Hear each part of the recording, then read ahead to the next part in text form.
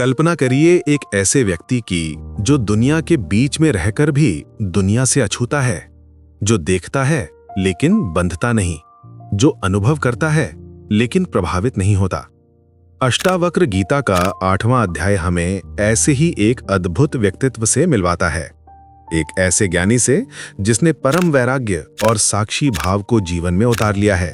ये कोई काल्पनिक कहानी नहीं है, ये एक जीवंत सच्चाई है जो हर इंसान के भीतर छुपी हुई है।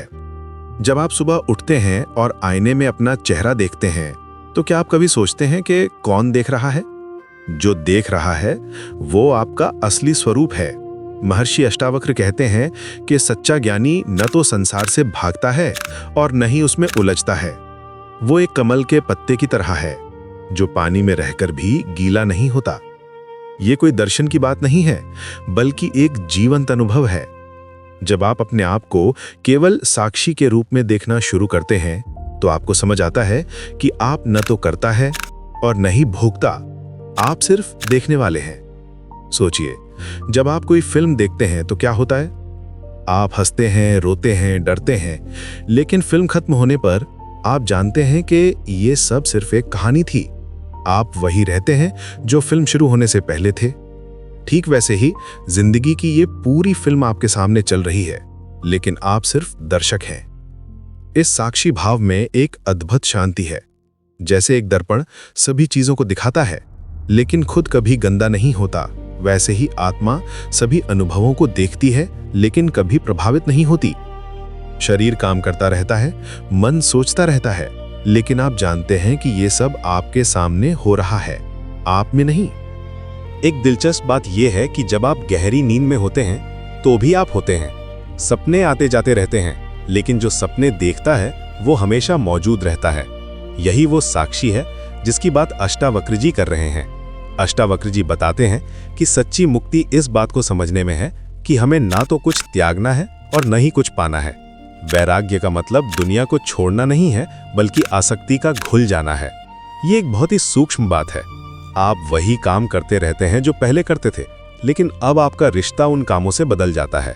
ये बिल्कुल वैसा ही है जैसे आप अपने घर में रहते हैं लेकिन जानते हैं कि आप घर नहीं हैं।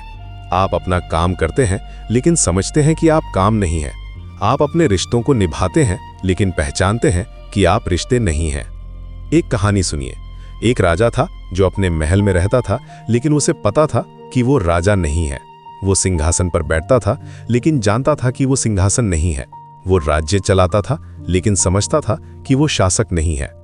लोग उसे पागल समझते थे, लेकिन वो सबसे ज्यादा शांत और खुश था, क्योंकि उसने जान लिया था कि वो सिर्फ देखने वाला है। इस राजा की तरह जब आप अपनी असली पहचान को जान लेते हैं तो आपके लिए कुछ भी बदलता नहीं है, लेकिन सब कुछ बदल जाता है।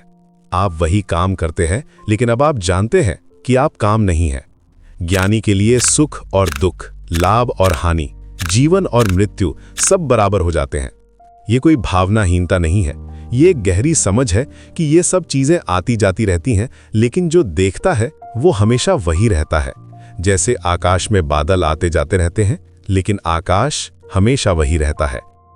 कभी गौर किया है कि बारिश के समय आकाश गीला नहीं होता, धूप में आकाश गर्म नहीं होता, तूफान में आकाश हिलता नहीं है? यही हाल आपकी चेतना का है।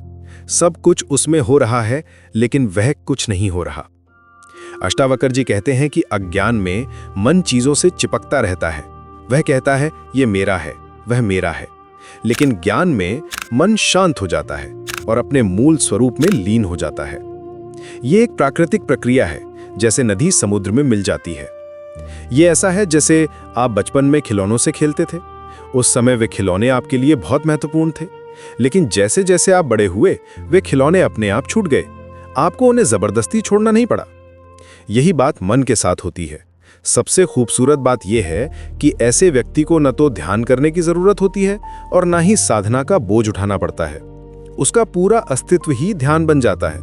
वह जो भी करता है, खाना, पीना, सोना, जागना, सब कुछ ध्यान हो जाता है। ये कोई दूर की बात नहीं है, ये इसी क्षण संभव है। मुक्ति का मतलब ये पहचानना है कि आप पहले से ही मुक्त हैं। आप अनासक्त हैं, अपरिवर्तनीय हैं और पूर्ण हैं। ये पहचान ही परम शांति है। जब आप इस सच्चाई को जी लेते हैं तो आपको पता चलता है कि आप कभी बंधे ही नहीं थे। बंधन सिर्फ एक भ्रम था। आप हमेशा से ही उस अनंत आकाश की तरह थे जिसमें सब कुछ आता जाता रहता है, लेकिन जो खुद कभी नहीं बदलता।